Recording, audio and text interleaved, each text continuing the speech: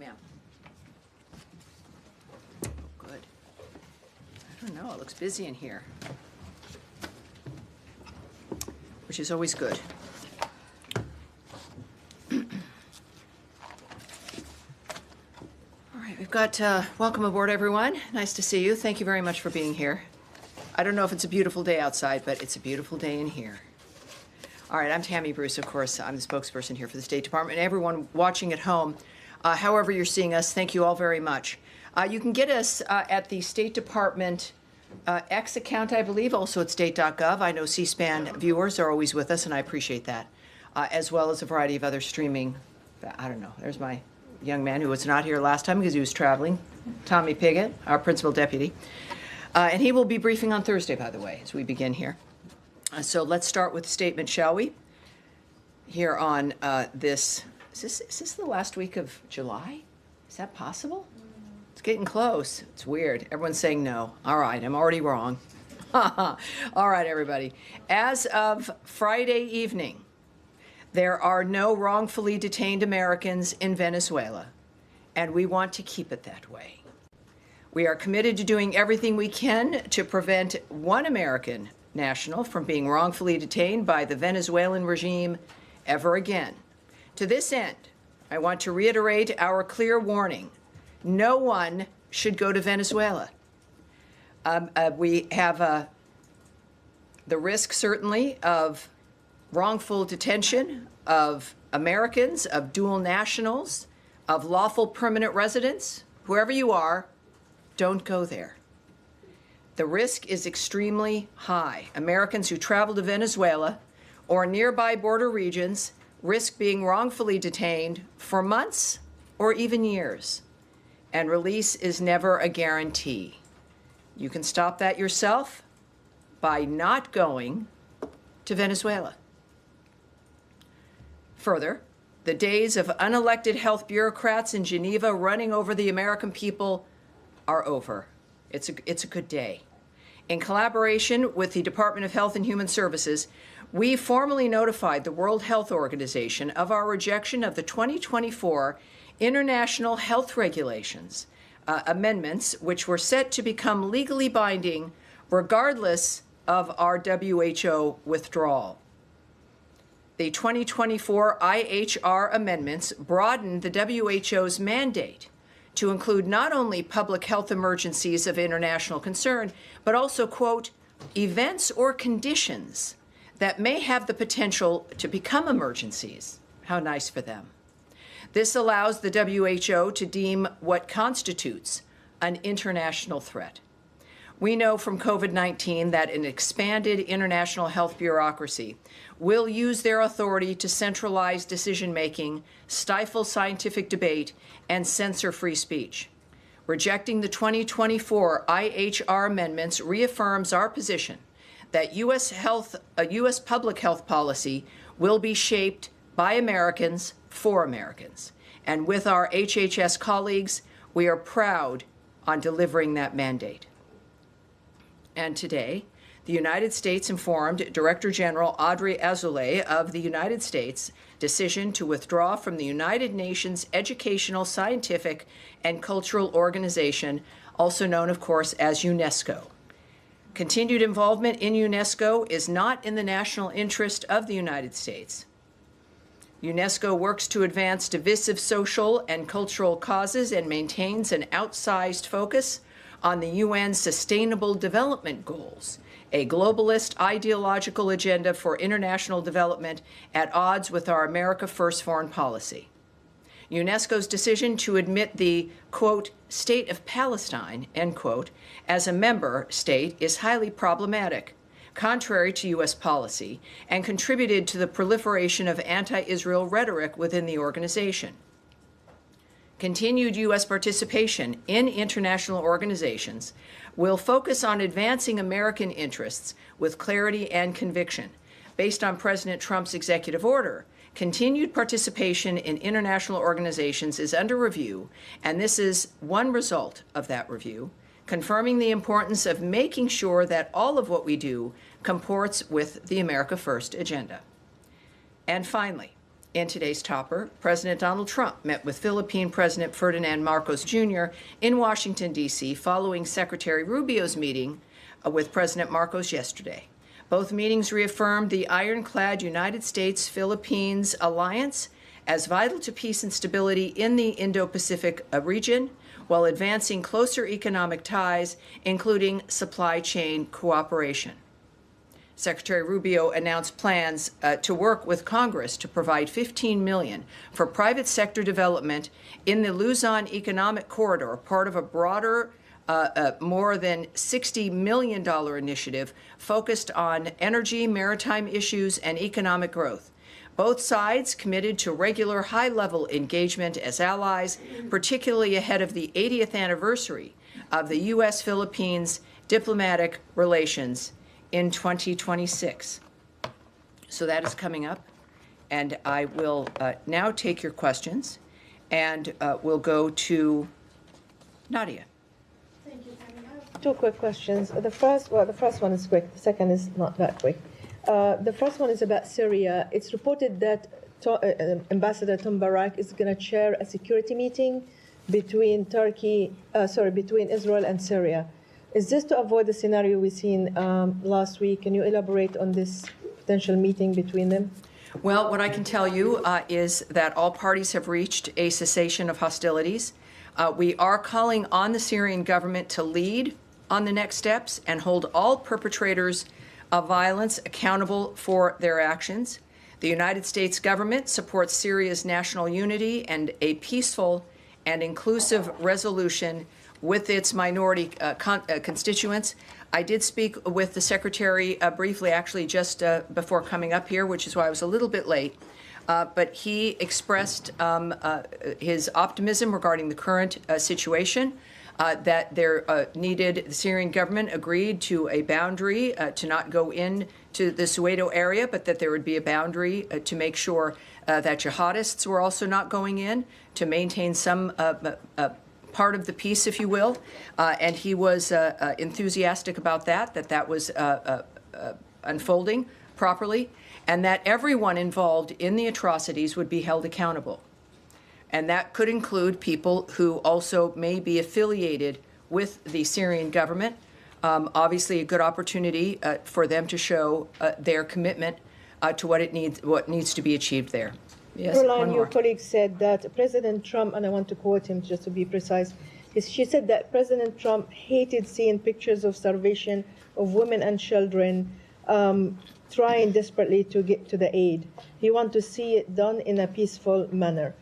As you know, there's 1,000 people have been killed around the food distribution center. So how can the State Department or the administration fulfill the president's statement of what he said now to make sure that the food amount is increased more than the 80 million that you mentioned to us before, and to make sure that people are secure and not killed while they're trying to get the food? Right. That is clearly our North Star. It is the thing that is uppermost in mind for the president, to still get peace so that these issues are no longer issues. Also, in my conversation with the Secretary, he has noted that Special Envoy Witkoff is heading to the region now, to the Gaza area. And we all have, as the President and the Secretary and the envoy, a strong hope that we will come forward with another ceasefire, as well as a humanitarian corridor for aid to flow, that both sides have in fact agreed to this. So we are looking forward to that arrangement and to a possible framework, again, regarding a ceasefire. Remember, we had one before, which Hamas broke. But what the Secretary indicated was, again, an aid corridor that needs to be set up, that both sides have agreed to, that the humanitarian situation, of course, has been a main focus of what our concern has been, obviously. And so I'm hoping, as I mentioned to some of you earlier in the day in our conversation, that each day has the potential to have this be better. We're working on it constantly. And so I would suggest that we might have some good news. But again, as we know, this can be constantly a changing dynamic. He's going to the Gaza area? Correct. He's going to the region. Well, let me just say, this is a very quick conversation. It was on the telephone. He said the area, he said Gaza, the area. Now, of course, it could be, we have many, many partners there, many allies. So keep that in mind when it comes to the specific location of the envoy. I do not have that, but it's in a dynamic to where we're looking to finalize this arrangement. Yes, Andrea Mitchell. Hi there. Thank you very much. Recognizing that, as you've stated many times, as we know, Hamas started this and can finish it. Yes, ma'am. I just want to take it from there, from Of where course. you just left Yes. off. Is there recognition now that it is important to establish aid outside of that southern area in Rafah so that it is more accessible to people who don't have to travel these distances and deal with the IDF confrontations that inevitably have occurred? And I'd just like to follow up on that as well. Right. It's been always the intention, obviously, to have as many sites as possible. And again, it's been the difficulty of being in a war zone and what you can do and what you can arrange. The fact that we've had 3 sites up, and I think now it is nearly 85 million meals to date at the distribution centers that do exist. Clearly, it's not just a dynamic of wanting more distribution centers in a war zone. Our goal is to have not a war zone and the aid corridor that the Secretary mentioned to me so that multiple entities can deliver aid and whatever is needed in that region without being eluded and hijacked by Hamas. Now, the initial plan, as it had been described to us, was that the so-called Gaza Humanitarian Foundation would have... Well, it really is called that. It's not. It's really called the Gaza Humanitarian Foundation, but go ahead. They call themselves the Gaza Humanitarian Foundation. Yes, ma'am. That they would be using American contractors or other contractors for security. As it's turned out, it seems to be more IDF, and that's been possibly one of the causes of the problems that, as was just There's mentioned, it's been 1,000 deaths. supposition there. So Doctors have pointed out that people are coming in with, heavy wounds from heavy artillery. Is the possibility of having some sort of neutral contractors as the security force rather than the IDF? Well, that, of course, presupposes that IDF soldiers who are in a mode of defense of their country are deliberately shooting civilians and children. I didn't suggest that. Well, that is the implication that you need someone who's, not involved implies that it would be better. It is a dynamic where, and I think even a horrible situation over this weekend regarding a UN convoy in Zikkim at a crossing. That more than 30 people were killed in that dynamic trying to access food, because that is the focus of every human being. This has got to end. Well, not every human being, but certainly Hamas is preferring the way things have been. This was at a crossing in northern Gaza, and there are certainly Hamas is injured by the inability to hijack this food and to hijack trucks. And they are injured by the success of GHF and what it's been doing, because they have not just looted these trucks, but they've weaponized the money that they make from this food, and then they control the population with it. It is the success of GHF has removed, by getting meals in at that number is a tremendous success, but it's removed the power and the influence of Hamas financially and with using aid and food as a weapon itself to control people. So it is, I think that the UN knows this, everyone else has seen this, that it's not a dynamic, and I've got the GHF statement here as well for you, but I think no matter who has been trying to deliver food, they've known historically and recently that there's going to be, and as long as Hamas still has its weapons and is still a player in that region, there's still going to be problems. The GHF statement regarding this last massacre, if you will, we're deeply saddened by reports that more than 30 people were killed while trying to access food from a UN convoy at the Zikkim crossing in northern Gaza as humanitarian efforts face escalating violence. Like most incidents, this incident is not linked to GHF, despite what was falsely implied by various newspapers. These tragedies deserve visibility.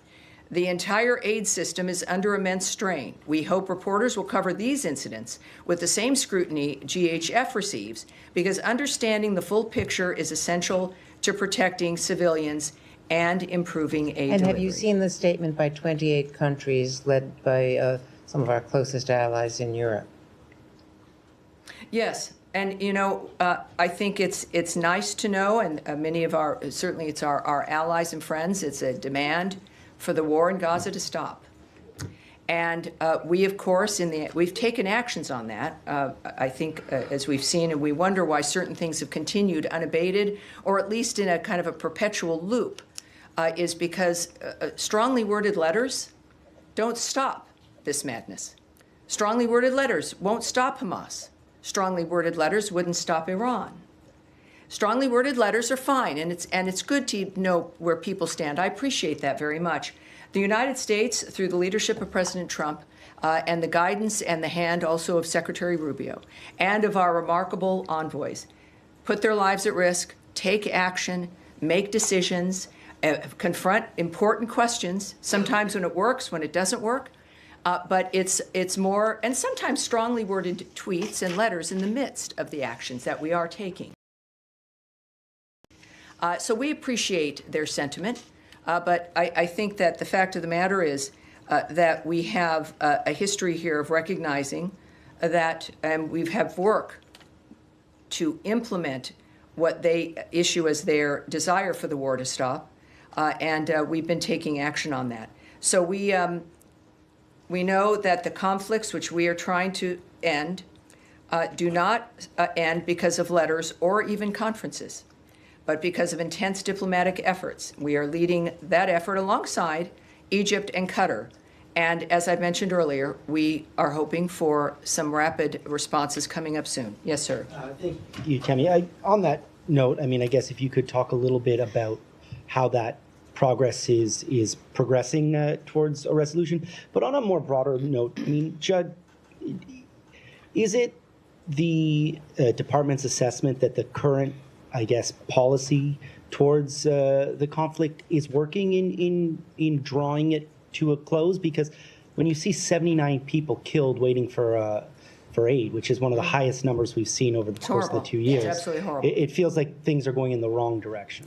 Well, what it shows us here is that the enemy, the barbarian framework that started this on October 7th, with the mass murder of Jews, the biggest mass murder of Jews since the Holocaust, they are going to be upset and strike back when there appears to be the end to the kind of conflict, this never-ending generational conflict that some of the worst people in the world, state sponsor of terrorism, Iran, and their death squads, have relied on fear, have relied on indecision, have relied on people not wanting to face hard decisions. So, of course, they're going to act and cause more terror and more death in the hopes that people will retreat. That's not going to happen.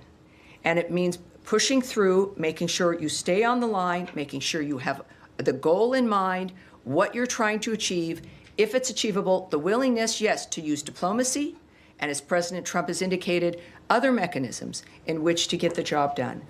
So I would argue that Hamas, being desperate and doing more horrible things, that's not new for them, right? That's their hallmark, is something that horribly, it's not a surprise, but that the work to end this from going again and again and again and having the same conversation in 100 years is obscenely unacceptable.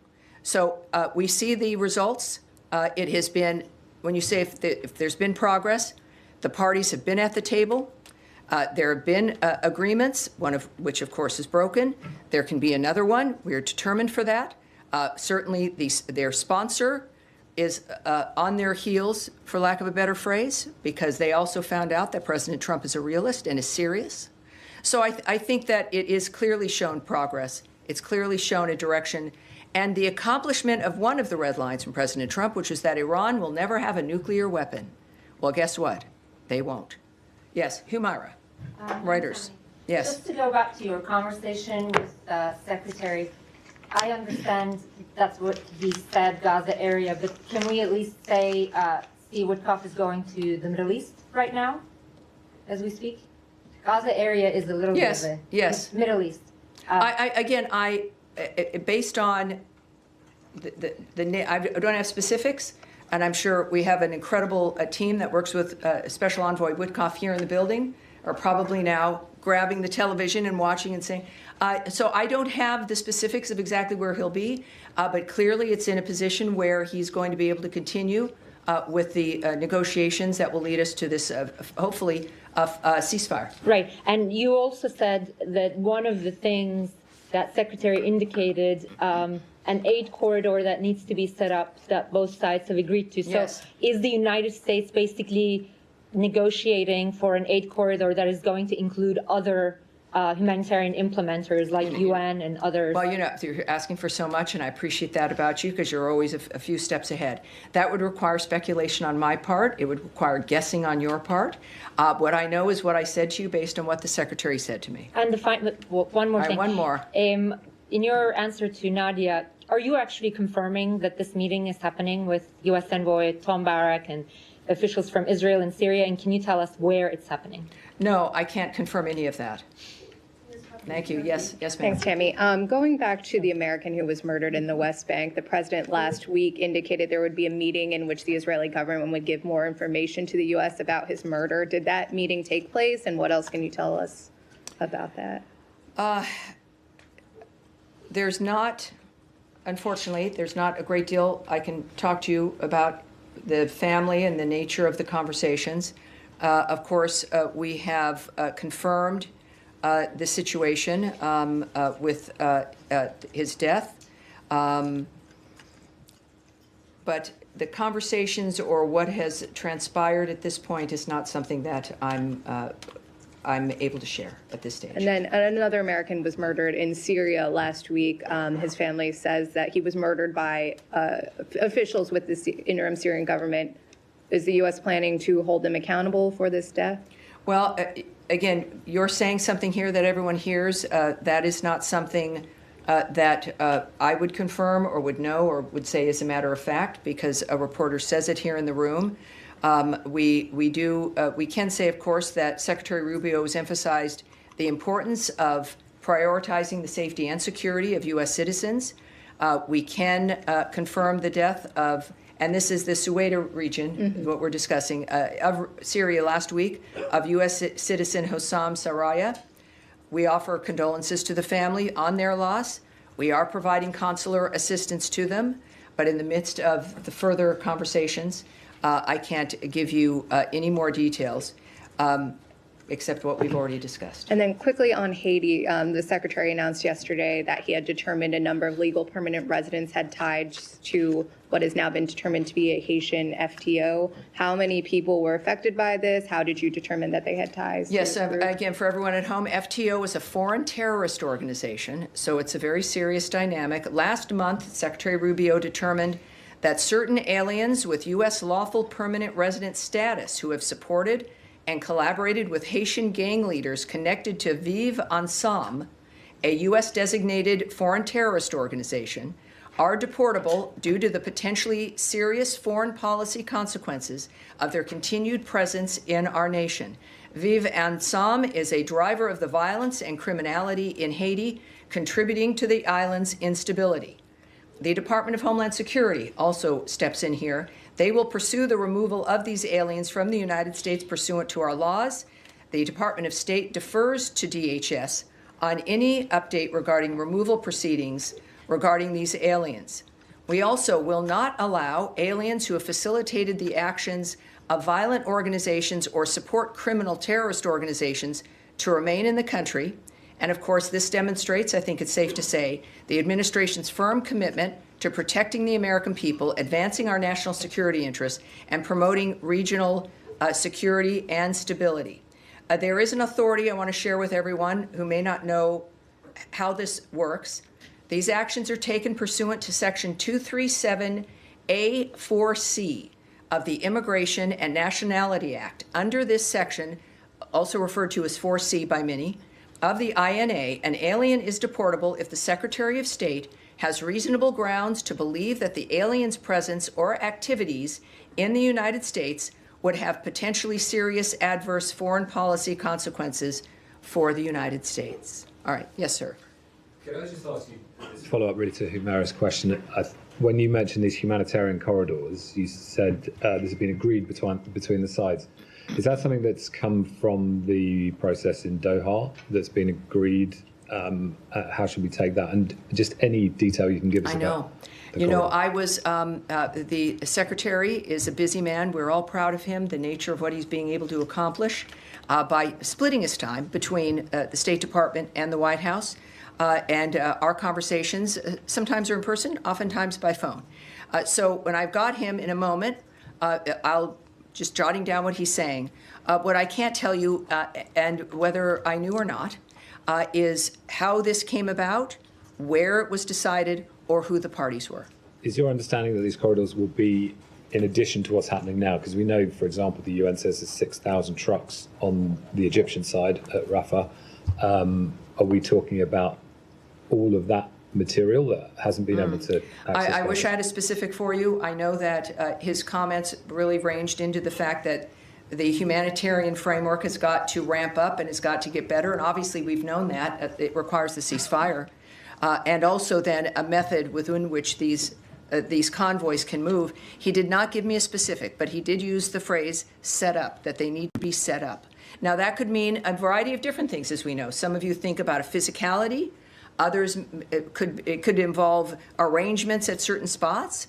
I don't know, and we shouldn't speculate at this point. And just, is there any sort of internal scrutiny within the administration about the results of the Gaza Humanitarian Foundation as an entire project, which, as you've set out, is intended to displace the United Nations process? Jeb, I never said that this was to displace a process. I can't speak to.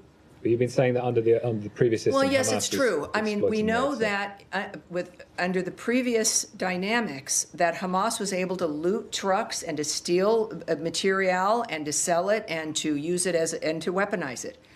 But the decisions made, since now GHF has been able to get food in and to distribute it, yes, there have been some difficult circumstances, to say the least, because it's a war zone with a terrorist group. We recognize that. It's imperfect and it's difficult. But they've done it in a way that made it possible.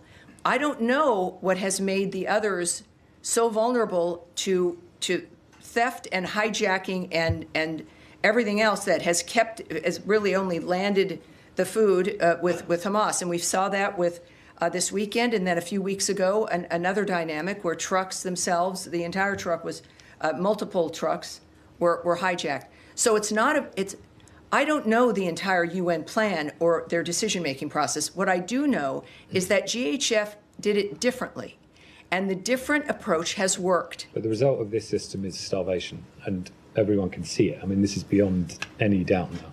And a bag of flour is costing $70. So the value of those commodities actually to Hamas or other groups that want to steal them has gone up under this system. Well, look, we know, without needing to refer you to the Treasury Department, that supply and demand is an issue wherever you are. And of course, we're talking about this as though it's like a city in distress. It is an obscene result of obscene mass murder and madness. It is not a normal environment. It's not a human environment. It is placing, as I've said from the beginning, the first victims of this situation have been the people of Gaza. And it is time, and President Trump has pointedly made this declaration about his intentions, is that this is going to stop, and it requires new ideas. It doesn't, the old ideas maybe were well-meaning, and they kept doing it. It was always the same result. Maybe it's well-meaning. I can't speak to that. What everyone needs to recognize is that the current situation works, and yet there is still this bizarre resistance. And look, I'm here because I love the country, as are our diplomats. And there are other things that go on in the world when it comes to finances and, Hamas being able to use a dynamic like this for its own benefit. That's horrible. But what we know is that we had to get food to people in the meantime and then change the dynamic on the ground, and that's what we're doing. All right. I know.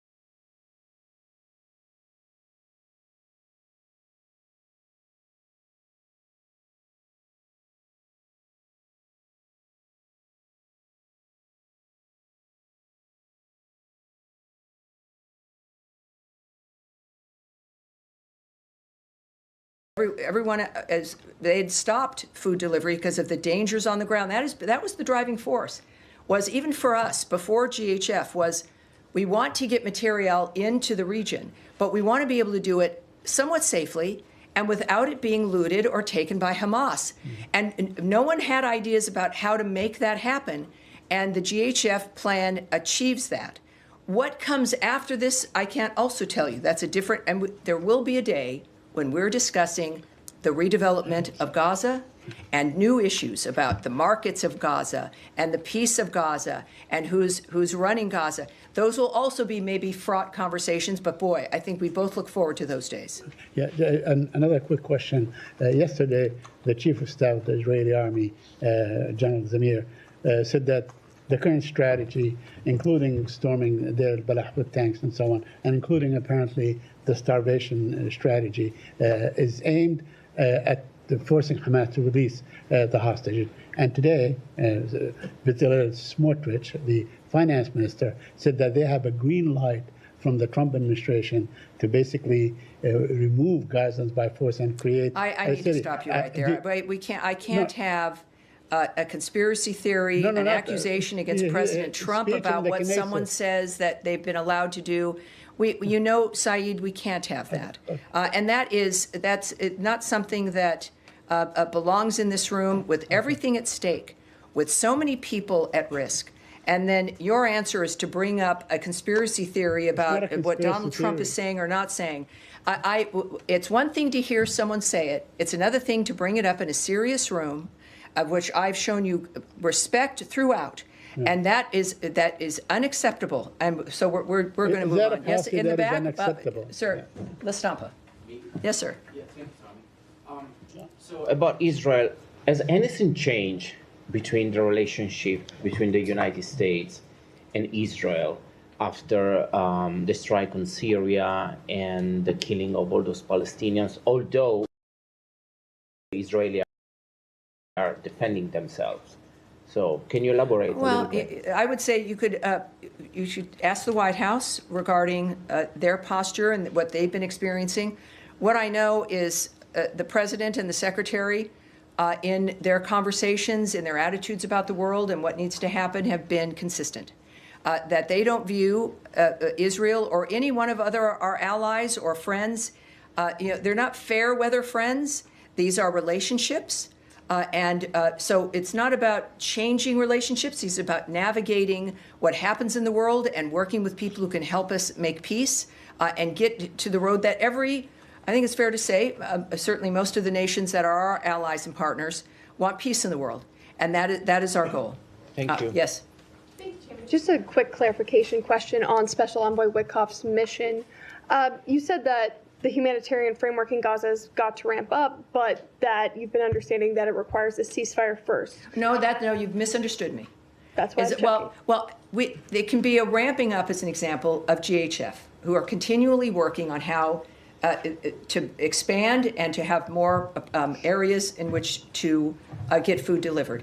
I would consider part of that, but if you're looking at scores of other organizations moving into that's only going to happen when it's safe. So when we think of ramping up, you can have that with more distribution sites for GHF or others who perhaps adopt their technique and strategy. But of course, if we're speaking of a normal environment, that requires a ceasefire. The carnage has got to stop. Hamas has to lay down the weapons that they have, and they've got to release the hostages. That was the other note that the secretary made to me, was the expectation of the release of hostages. I did not get whether it was a particular number or all of them, but that is something he mentioned. All right. Yes, Sean. Sure. Just a couple things. I mean, first of all, in your statement in UNESCO, you talked about the state of Palestine, in quote marks. Ambassador Huckabee is in the West Bank today. He's in Ramallah. He met somebody from the Palestine Liberation Organization, and he visited a Christian village in the West Bank recently. Could you talk about his increased engagement with the Palestinian Authority? Does this show any sort of shift, any sort of new effort, and what are the asks of the Palestinian Authority? Right. I will not, as I haven't before, I tend to not characterize, I work hard not to, anyone's comments or anyone's activities, whether it's the secretary or an ambassador. or an envoy or diplomat. So I'm not going to characterize his remarks. I think we're led by a group of men and women who are pretty clearly speak for themselves. But I wouldn't speak on anything that extends beyond looking to his comments and his activities. Could also just follow up on the situation in Gaza. I feel obliged to mention, AFP. We've had reporters there who say that their situation is so severe now that they're actually they can no longer work because of the hunger, and the company has been trying to find ways to either provide them with what they need to survive, and it's just not possible right now. Are there any talks that the U.S. government has about how to help? Obviously, journalists aren't. It's a broader problem than just the journalists, but to help people who are there. It's not just AFP; it's other outlets. Either help people get out, help people get supplies that they need, and more broadly, whether to facilitate greater access for foreign journalists. So you're speaking about Syria? Excuse me, with Gaza. Oh, Gaza. the Gaza Strip. This is a widespread problem. Yes, look. It's Americans. Maybe sometimes we take it for granted when people get reports from an area, and we're interested in what the report is, and we see it up with really every outlet in dangerous situations when there's bombing and when there's drones, and it's good to remind people that it's a job that people have committed to, knowing where they're going to be going, and they're suited for that. And that is starting, of course, it's every journalist's desire to bring up information and to share things that people need to know. I know that our warnings have been very consistent regarding Americans and people in general not going to Gaza. I think that your outlets and others, no doubt if they have some issues, should bring it up to the U.S. government. But I think that when you go someplace and you know it's a war zone, that's a risk that is taken and accepted. But I know we have, whether it's the embassies with wherever you are in the world, that there are ways to contact the American government if you want to be helped to get out of an arena or whatever it is you're facing. But obviously, there's people there who didn't choose to be there necessarily, who are residents in all these war-torn areas. And then there's reporters who we owe a great deal to, who go to these areas and report to Americans for us. Sure, just to clarify, and the world. Just to clarify, we're talking about local reporters. Foreign reporters can't go in, and these people, they have no recourse. But I'll just say that I think all of us, anything that can be done to help the people who are there, I think all of us would be. Well, every single thing we're doing clearly is going to be beneficial for the people and for the people who happen to be reporters, for foreign reporters who want to enter an area. This is an opening that we're looking forward to, that the president spoke to a few days ago about his optimism about some news out of the Gaza area. Every single thing we're doing, it doesn't eclipse anybody, right? The Gazan people, whatever their professions are, and for the people who want to get into Gaza to report, it is, in all honesty, helping to facilitate reporters has not been at the top of our list. The top of our list has been to stop the carnage and to help hostages. But as a side effect, everyone wins when the world is at peace, when a region is at peace, when there isn't a terrorist group controlling a section of a country. All right. Yes, sir. And then I'll come up to you next. Thank you. Thank you, Tam. Two topics for you. Number one, Justice Department officials held a discussion on Thursday with the parents of Malky Roth, an American citizen who was murdered with two others in the Sbarro bombing in Jerusalem back in 2001. The discussion centered around the possible extradition of Jordanian national Ahmed Tamimi. The Jordanians get $1.5 billion a year in foreign aid. Democratic and Republican administrations have skated by on this extradition issue for a decade and a half now at least. What's preventing Secretary Rubio from pushing the Jordanians to finally go through with this extradition? Well, I would reject the premise of your question that nothing stops Secretary Rubio. But secondly, you've said a lot of things that I don't know where you've received that or what the context is or if it's completely accurate. So I want to get you an answer. We're going to take that away to see what we can get for you. Second, can I get a second topic? One more. In terms of Syria going forward, some of the sanctions obviously have been lifted by the Trump administration and some more on the way. Some, though, are determined by Congress, like the Caesar sanctions. Yes. There's two competing bills right now in Congress. One to completely lift the Caesar Act sanctions, another to kind of slow walk it a little bit, make it provisional on Syrian government meeting some parameters. Is there a particular preference that the secretary has here for implementing the lifting of the Caesar Act sanctions? I have nothing to preview for you regarding a choice that the secretary might make. He's of course involved in every dynamic. The sanctions have been lifted because we want Syria and its government to have a chance to become stable. It has been very clear what the requirements are. We know we have to work for it to become stable because it's unstable. And so that's our focus, is a very intense dynamic to see if Syria can become part of the regular crowd of nations. That said, I mean, that's the original commitment, why sanctions were lifted. It couldn't work, sanctions that were on Assad.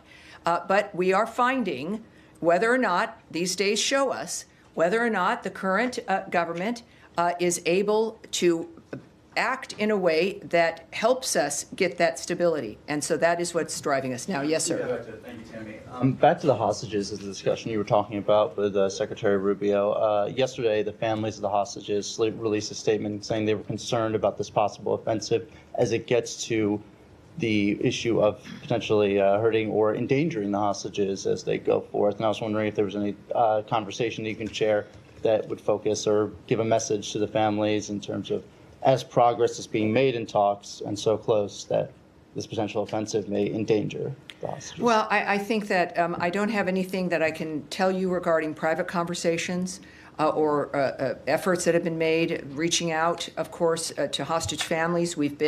That has been a highlight of part of the obscenity of this entire event, is that they continue to hold live people and dead bodies. It is an excruciating, barbaric environment. But of course, as you know, our engagement has been with everyone. We will do we will talk with whoever we need to talk with to have peace in the world. I can't tell you again conversations give you details of any conversations with hostage families, but all of us are well aware of the suffering that happens in a war zone. And our focus has been to stop that war, to stop the fighting, to have a ceasefire. This is obviously, as you know and all of us know, a conversation the world has. And it is at the top of our mind as we work still to stop this carnage. Yes, sir. Thanks so much.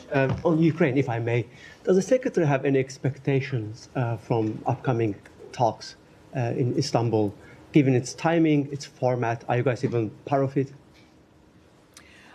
I can't necessarily speak to the Secretary's thoughts dynamically, but I know that our ambassador to NATO had a number of remarks to make that he made this morning on television regarding the talks. Again, this would be Istanbul. First of all, I can tell you that we're aware of the scheduling of a third round of talks being negotiated between the two parties. We continue to encourage direct talks between Russia and Ukraine in pursuit of a comprehensive ceasefire and eventual negotiated peace settlement. The Ambassador Whitaker in this case, said, "I'm encouraged that both sides are going to sit down again and negotiate because that's the only way this is going to be resolved. Getting both sides to the table, getting both sides to the table is going to happen this week. Is important. It is an important next step, and I think that's all because of the leverage that the United States of America and President Trump continues to apply." He also noted that, as we've said repeatedly, constructive good faith dialogue is the only path to ending this war. That has been a hallmark of Secretary Rubio's remarks, that only the two parties can make the difference in deciding to stop this. And the president supports any mechanism that leads to a just, durable, and lasting peace. We have seen, continuous missiles and, drone attacks from Russia, even overnight, they claimed new lives. Today marks, yesterday marked 1 week since the president gave the Russians, I'm sorry, can you say who? Russians, have been attacking, Ukraine, Yes. claiming new lives. Yesterday marked 1 week since the president gave them 7 weeks. Are you guys doing any assessment at this point? Do you think this 1 week window already allows you to draw any conclusion about their behavior? I would caution when the president notes a block of time or a window, that it could be any time in that window. We've already seen that in one instance. There is, at the same time, with negotiations, as I mentioned before, without going into the details, if there's a genuine negotiation happening and it's in motion, then things can change rapidly. That the day you set up a window, 2 days later it can be different because of the conversations that have been had.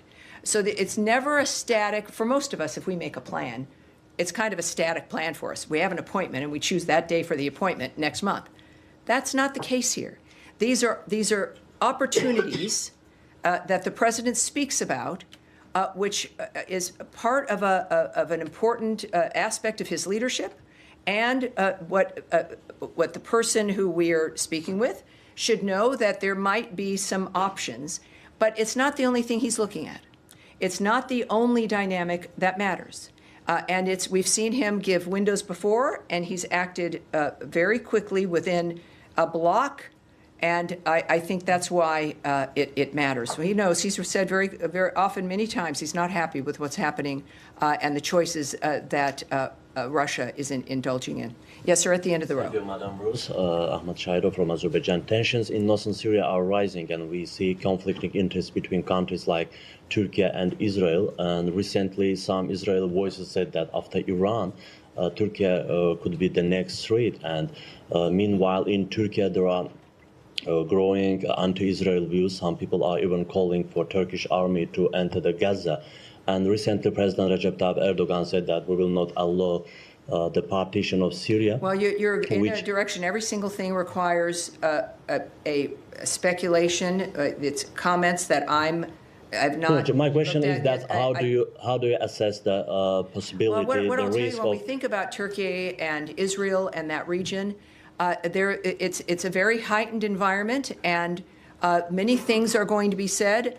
What we can say is, of course, that all parties regarding Syria, of course, there's a cessation of the violence there. We don't see the activity that people are talking about or musing about. We don't see that.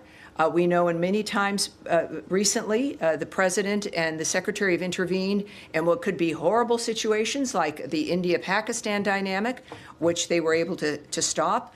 These are our leaders are very well versed on the nature of what we need to do to keep peace at hand and how to stop any dynamic that might threaten that peace. So I would point people to what is actually the case right now. The real world is enough to have some anxiety about, but we've got good leaders moving us through it. And to not add in conspiracy theories, gossip, propaganda, or other rhetoric meant to make people afraid. Can I ask Eric. Thank you, Tammy. I wanted to ask Secretary Rubio today, or rather, he reposted a post from the Bureau of Western Hemisphere Affairs marking the 13th anniversary of the murder of pro-democracy leaders Osvaldo Paya and Harold Cepero in Cuba. We've seen Rosa Maria Paya recently approved for incorporation as a member of the Inter-American Commission on Human Rights. Yes. Can you speak to any additional actions or any evaluation by the administration about the human rights situation in Cuba, any additional actions we might expect in terms of holding that regime to account? I have nothing to preview for you, but with what you've already noted and what we know about Secretary Rubio is, like with every other country that is in some regime-type trouble, he cares about the condition of the people who are there. He particularly, of course, he understandably cares about Cuba. We've seen him take actions in that regard. But I have no preview for you of anything that might come up later as well. Yes, sir. Thank you so much, Tammy. Question on Syria. You said that you are calling the Syrian government to lead to the next step and hold all parties who are involved in the violence accountable. Yes. Do you feel confident that the Syrian interim government has the capacity and the will to hold those accountable who were involved into violence in Syria, including those who were affiliated with them? Yes, we know. We're, of course, aware of those reports, and we're aware that some who might be affiliated but not directed by the Syrian government may be a part of that. Whether they have the will or the ability to do it, well, we're going to find out, aren't we? And they have something not everyone has, which is the power and the encouragement of the American people and of the American president. The Ambassador Barak is one of our best. So they have that, and of course our actions to help facilitate that. And this is where we find out what people are made of and what they can actually accomplish. Another question on Right. Iran. Iran and the 3 EU countries will hold a nuclear talks in Istanbul later this week. Yes, we discussed that a little bit already. Does the U.S. build any hope on it, or have you gave Iran, or have you set the end of August as a deadline for Yes. Iran to come back to the table and make a nuclear deal with you? Yes, as the president has said, the Iranian people stand to benefit from negotiating in good faith. The ball is in their court. The Iranian leadership has a window of opportunity to choose a path of peace and prosperity for their people, and we are also ready to talk directly to the Iranians. However, we are also closely coordinated with our E3 partners, and we would refer you to our European partners for more information about what happens in that meeting. All right. Right there, back, gray suit, yeah, in the glasses, right there. Thank you so much. First of all, thanks. Your press team shared the detailed response of my question regarding violation of Indus Waters Treaty by India. Excellent, good. Your statement says that Pakistan and India, US will encourage direct communication between Pakistan and India to resolve this issue. But I remember President Trump, when he was in Saudi Arabia, he asked Secretary Rubio to invite a leadership of Pakistan and India to normalize that relation between the two countries. He, after stopping the war between India and Pakistan, he also offered to mediate on Kashmir. So I was just curious, what are your thoughts that, direct communication on Indus Waters Treaty, but what about Kashmir and the Smile. And there not many questions here make me smile. And we have a lot of good news, and it's I know we talk about the bad news because things need to be fixed, and then you have a focus on it, and then we know how to move forward. And also the fact that, yes, when I say we're going to take a question back and we need more information, you're the proof that, in fact, we do get back to you. And we have Pakistan, who's going to be here for a bilat, and I'll be participating in that, so I'm looking forward to that as well. One more question. President Trump, on many occasions, he said that he will knock out ISIS, Daesh from all over the world. We have seen some success in Syria and Iraq. But this group is, again, organizing in Afghanistan, ISIS, Al-Qaeda, yes. TTP, BLA, and many others. So when we are expecting any targeted strikes against these terrorist networks in Well, we know, of Afghanistan? course, from his first term that he obliterated ISIS. And then we had a 4-year gap where they had opportunities to regenerate themselves. While I won't get ahead of the president, but we can all look at his previous performance and his commitment. And very often, of course, that can give us a bit of an idea of how he's going to be moving forward. All right, yes, in the back in the white shirt, sir. Thank you so much. I would like to ask about... Can you say your name and your outlet, please? My name is Jordana from Khabar Agency. All right. So according to information from Russian Borders Customs Service, the main trading partners... Keep going. Keep going. Main trading partners of Russia are China, India, Turkey, and Kazakhstan. Do you have any message to those trading partners of the Russia, according to the secondary sanction tariffs? If we have a message to anyone who's trading with Russia, that will come from the president and through actions that we take as a government. And we will use information that we have that we've confirmed here, as opposed to maybe a report from a Russian border agent.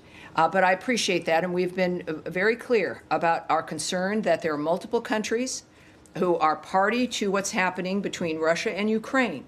And those who, like with China, where there's like 80% of dual-use material is from China for Russia. So we understand this. It's an open globe when it comes to trade, but the president and the secretary have many tools in their tool chest when it comes to how to address that issue of supplying regimes that are causing trouble or are certainly affecting our national security. And we do that regularly. And of course, that is always open. And so no one should be comfortable when it comes to the choices that they make. They should be careful when it comes to who they trade with and who they supply.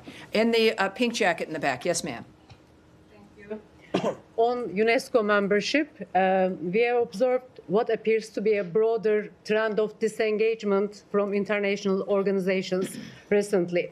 And specifically, for example, no U.S. representative has been appointed to the Organization for Security and Cooperation in Europe, OSCE, an institution rooted in Helsinki Accords.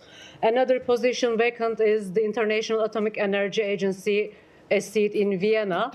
Can you clarify whether these absences reflect a temporary delay in appointments? When we look at the website, we are seeing many absences. Or is the U.S. signaling a longer-term strategic withdrawal from these institutions, particularly the IAEA and OSCE? All right. Also, your name and what is your outlet? Sarah, Halk TV Turkish. Excellent. Well, welcome aboard.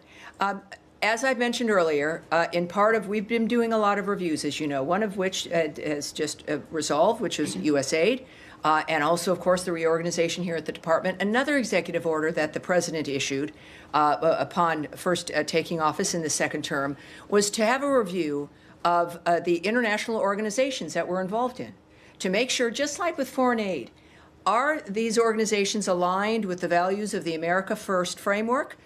Is it in our best interest to be a part of these organizations? And so we are doing a review right now of our international organization participation.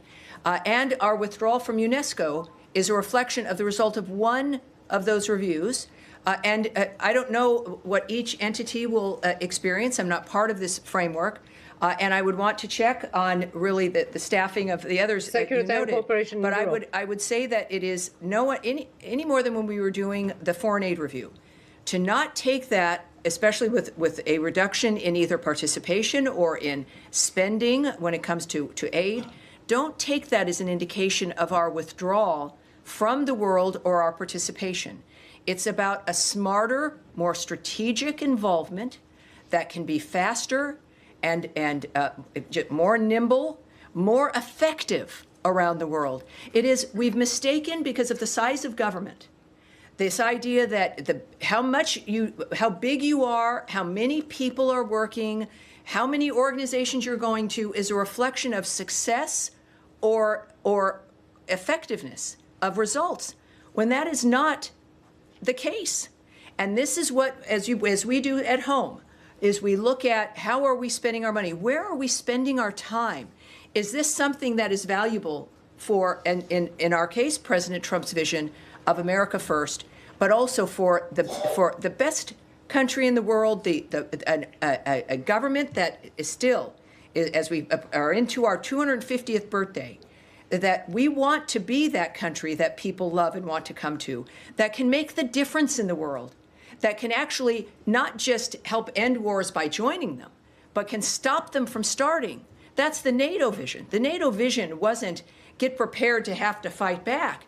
It was to be a deterrent. So the vision is not withdrawal or turning inward. It's the opposite. How can we do more faster with more results and more for now, dynamics? That is where we're going to end today, and we will. I'm sorry, that's where we're going to end. I can tell you that for this Thursday, you're going to see Tommy in your briefing, so we will have that wonderful experience coming up on Thursday. Thank you, everyone. Have a great day. I appreciate it.